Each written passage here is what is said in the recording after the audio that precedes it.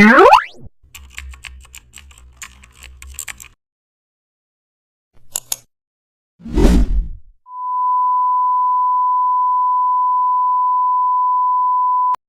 back to the channel, and don't forget to like, share and subscribe for more updates.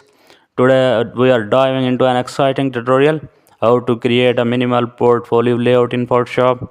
Start with an A4 document with the white background. Now add large name text at the top left. Insert your best design thumbnails neatly. Keep lots of white spaces between sections. Now use grid layout for perfect balance. Note small captions or project titles.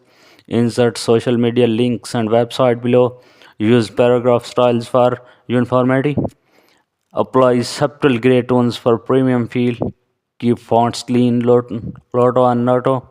Export both PDF and JPG versions. Review spacing before printing.